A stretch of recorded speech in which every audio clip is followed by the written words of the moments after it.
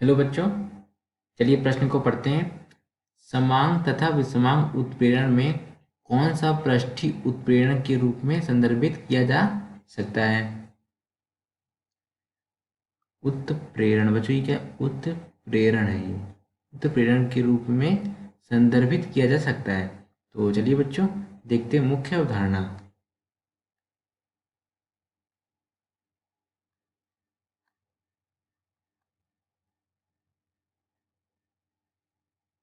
देखिए बच्चों, ये हमारा क्या है? देखिए यहाँ पे ये हमारा कोई ठोस पदार्थ है।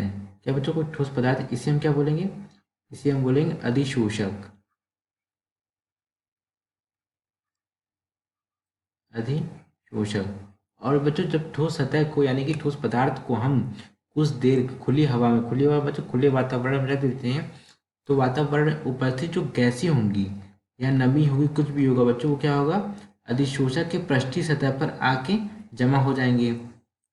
तो इसको क्या बोलेंगे बच्चों? इसे हम बोलेंगे अधिशोष्य। अधिशोष्य। और ये पूरी प्रक्रिया क्या कहलाएगी?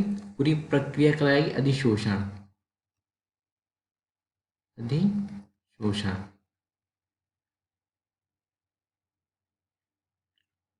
तो बच्चों, पहले हम समझते हैं कि समांग तथा विषमांग उत्प्रेरण क्या होता है। देखिए, पहले हम समझते हैं समांग उत्प्रेरण। समांग उत्प्रेरण उदाहरण के लिए यहाँ पे समझ, देखिए हमारे पास क्या बच्चों? Sulphur dioxide plus sulphur dioxide की अभिक्रिया जब ऑक्सीजन से होती है, तो बच्चों यहाँ पे हम क्या लेते हैं? उत्प्रेरक लेते हैं नाइट्रक ऑक्साइड। नाइट्रक ऑक्साइड की जो अवस्था होती है वो क्या होती है बच्चों? गैस। तो हमें उत्पाद में क्या प्राप्त होता है? उत्पाद में हमें प्राप्त होता है सल्फर ट्राई ऑक्साइड प्राप्त होता है। अब देखिए बच्चों, इसमें होता क्या है कि यहाँ पे देखिए सल्फर डाइऑक्साइड की भौतिक अवस्था क्या है? गैस है। ऑक्सीजन क्या है बच्चों? हमारा ये भी गैस है। और यहाँ पे जो उत्प्रेरक लिया ये भी क्या है बच्चों? गैस है। यानी कि ऐसी अभिक्रिया जिसमें उत्प्रेरक तथा अभिकारक की भौतिक अवस्थाएं समान हो, उन्हें हम क्या बोलेंगे बच्चों? उन्हें हम बोलेंगे समान उत्प्रेरण। क्या बोलेंगे बच्चों?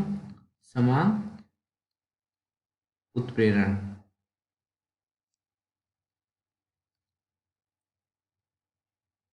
अब देखते हैं विषमांग उत्प्रेरण में क्या। देखिए विषमांग उत्प्रेरण में हम यहाँ पे जब सल्फर डाइऑक्साइड की अभिक्रिया सॉरी बच्चों, ऑक्सीजन से करा रहे हैं, तो हमें यहाँ पे उत्पाद में क्या मिल रहा है? नहीं सॉरी बच्चों, यहाँ पे हम लेंगे जो उत्प्रेरक लेंगे वो क्या लेंगे बच्चों? वेनेडियम पेंटा ऑक्साइड। इसकी जो भौतिक अवस्था होती है क्या होती है बच्चों? सॉलिड होता है, ठोस होता है। तो उत्पाद में हमें क्या मिलेगा? उत्पाद में हमें मिलेगा सल्फर ट्राई ऑक्साइड। दिख रहा है बच्चों? दोनों में क्या है बच्चों? दोनों अभिक्रिया समान है, लेकिन केवल अंतर कहाँ है? उत्प्रेरक का अंतर आ रहा है। तब हमें पता है बच्चों सल्फर डाइऑक्साइड क्या है? गैस है। ऑक्सीजन क्या है? गैस है। यहाँ पे देखिए बच्चों, जो हमारा सल्फर ट्राई ऑक्साइड ये भी बच्चों क्या है? गैस है। अब देखिए विषमांग उत्प्रेरण है, ये देखिए यहाँ पे अभिकारक की भौतिक अवस्थाएं गैस है, बट जो यहाँ पे उत्प्रेरक है उसकी भौतिक अवस्था क्या है बच्चों? सॉलिड यानी ठोस है। तो इसको क्या बोलेंगे बच्चों? इसको हम बोलेंगे विषमांग उत्प्रेरण। विषमांग उत्प्रेरण।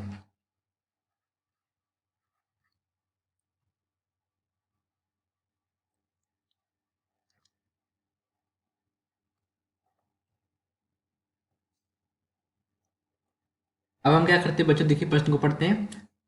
प्रश्न हमारा यहाँ पे क्या कर रहा है? समांग तथा विषमांग उत्प्रेरण में कौन सा पृष्ठीय उत्प्रेरण? बच्चों ये थोड़ा सा अगर आपको देखिए, कौन सा पृष्ठीय उत्प्रेरण पृष्ठीय उत्प्रेरण के रूप में कार्य संदर्भित किया जा सकता है? चलिए चलो यहाँ पे देखते हैं कौन सा तरीका है इसका। देखिए बच्चों, हो रहा क्या रहा है कि समान उत्प्रेरण में ये हमारे क्या बच्चों, यहाँ पे दोनों देखिए, यहाँ पे दोनों देखिए बच्चों, दोनों अभिकारक और उत्प्रेरक की भौतिक अवस्थाएं समान है। अब जब समान, अगर ये दोनों तीनों दोनों गैसें बच्चों, ये अभिकारक और उत्प्रेरक हमारा मिक्स हो गया, यानी कि इनमें क्या हो गया बच्चों? इनमें अगर मिक्सिंग हो गई इन दोनों की, तो बच्चों क्या आप पहचान पाएंगे कि कौन सी गैस है? नहीं पहचान पाएंगे बच्चों, पहचानना बहुत मुश्किल हो जाएगा। तो क्या होगा बच्चों? ये हमारा पृष्ठीय उत्प्रेरण कार्य नहीं करेगा। अब यहाँ पे देखिए बच्चों, अगर ये उत्प्रेरक और ये हमारा अभिकारक को अगर हम यहाँ मिला दें, तो बच्चों हम पहचान सकते हैं, हम दूर से ही देख के बता देंगे कि उत्प्रेरक कौन सा और विकारक कौन सा। क्यों? क्योंकि यहाँ पे दोनों की भौतिक अवस्थाएं क्या है? अलग अलग है। तो यहाँ पे हुआ क्या कि विषमांग उत्प्रेरण में क्या कहानी थी? देखिए बच्चों, यहाँ पे विषमांग उत्प्रेरण में जो अभिकारक के जो अणु हैं,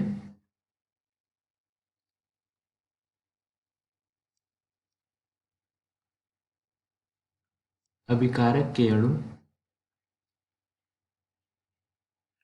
ठोस उत्प्रेरक की सतह पर अधिशोषित हो जाते हैं।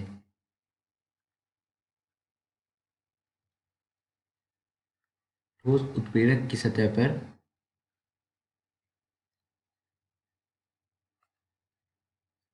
अधिशोषित हो जाते हैं।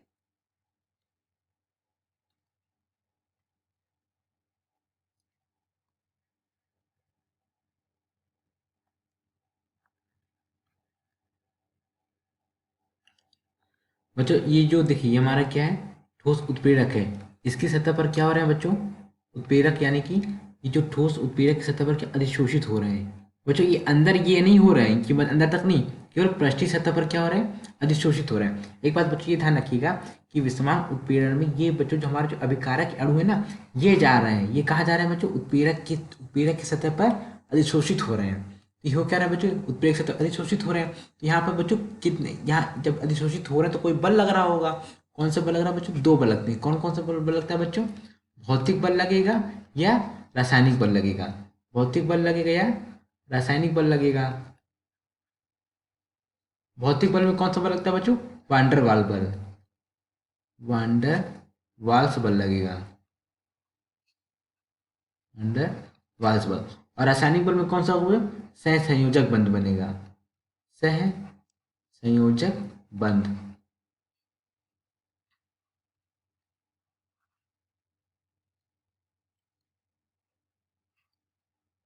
तो ये तो हो गया बच्चों हमारा। देखिए अब हुआ क्या कि जब ठोस उत्प्रेरक हमारा चला गया, यानी कि अभिकारक के अणु जो है ठोस उत्प्रेरक सतह पर अधिशोषित हो गए, तो वहां पर क्या होता है बच्चों, यहाँ पे सक्रिय संकर का निर्माण होता है। किसका निर्माण होता है बच्चों, सक्रिय संकर बनता है।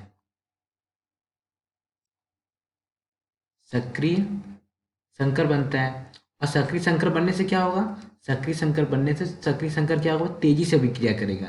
क्या होगा बच्चों, सक्रिय संकर हमारा तेजी से अभिक्रिया करेगा। यानी कि जो अभिक्रिया जो स्पीड कम थी बच्चों, अभिक्रिया का जो वेग कम था, सक्रिय संकर बनने से अभिक्रिया का वेग क्या हो जाएगा बच्चों, तेज हो जाएगा। जब अभिक्रिया का वेग तेज हो जाएगा तो यानी कि अभिक्रिया क्या होगी बच्चों, हमारी तेजी से होगी। तेजी से अभिक्रिया करता है, तेजी से अभिक्रिया मतलब तेजी से क्रिया करता है, तेजी से क्रिया करता है। तो हो गया, तेजी से क्रिया किया। उसके बाद क्या होगा, जो उत्पाद के अणु, अब देखिए बच्चों उत्पाद के अणु क्या कहानी है। उत्पाद के जो अणु होते हैं ना, ये उत्प्रेरक की सतह पर नहीं जाते हैं। उत्प्रेरक के सतह पर अधिशोषित होने की इनकी प्रवृत्ति नहीं होती है। जाते हैं बट कुछ समय तत्पश्चात क्या होता है बच्चों, ये ठोस उत्प्रेरक की सतह को छोड़ देंगे।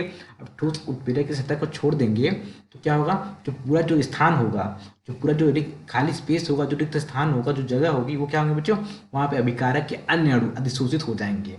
देखिए यहाँ पे कैसे मैंने क्या कहा बच्चों, देखिए यहाँ पे अगर हमारे पास मान लेते हैं 1 मिनट के लिए, यहाँ पे हमारे पास ये क्या ये अभिकारक के अणु हैं, सॉरी बच्चों ये उत्पाद के अणु हैं। तो बच्चों उत्पाद के अणु गए, लेकिन कुछ समय तत्पश्चात क्या होंगे बच्चों, ये उत्पाद के जो अणु हैं ये पृष्ठीय सतह को छोड़ देंगे। क्यों, क्योंकि इनकी प्रवृत्ति नहीं होती वहां पे जाने की, यानी कि अधिशोषित होने की प्रवृत्ति नहीं होती है। तो अब ये जितना स्पेस बच गया, यानी कि यहाँ पे देखिए बच्चों, ये जितना स्पेस यहाँ पर बच गया, जितना स्थान बच गया, इसमें क्या करेंगे, अभिकारक के अणु क्या हो जाएंगे और अधिशोषित हो जाएंगे। क्या होंगे बच्चों, अधिकारक के अब सॉरी अभिकारक के अणु और अधिशोषित हो जाएंगे। तो यहाँ पे क्या होगा बच्चों, जिससे हमारा, देखिए यहाँ पे लिख लेते हैं, यहाँ पे हमारा क्या होगा बच्चों, देखिए यहाँ पे लिख लेते हैं, उत्पाद के अणु,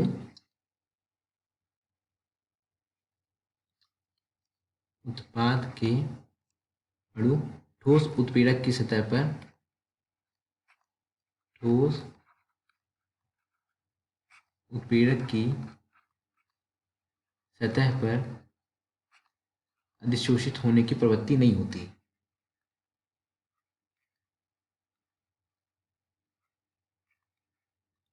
अधिशोषित होने की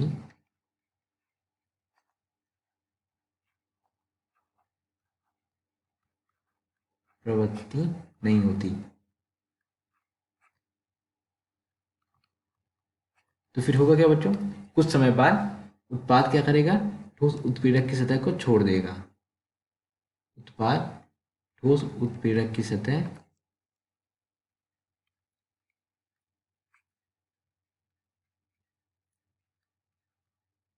छोड़ देगा,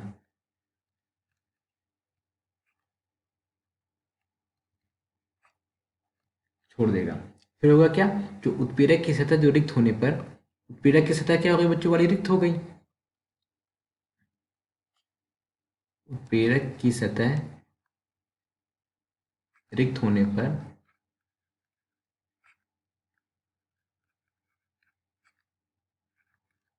विकारक के अन्य अणु अधिशोषित हो जाएंगे। विकारक के अन्य अणु अधिशोषित हो जाएंगे।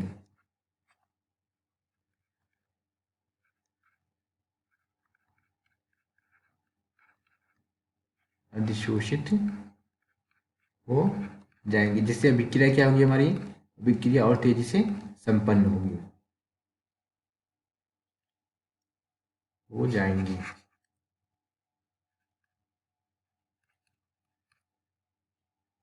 ठीक है बेटे, प्रश्न हमारा क्या पूछ रहा था, प्रश्न पूछ रहा था समांग तथा विषमांग उत्प्रेरण में कौन सा पृष्ठित उत्प्रेरण के रूप में कार्य कर रहा है, तो उत्तर क्या हो जाएगा बच्चों, उत्तर हो जाएगा हमारा विषमांग उत्प्रेरण।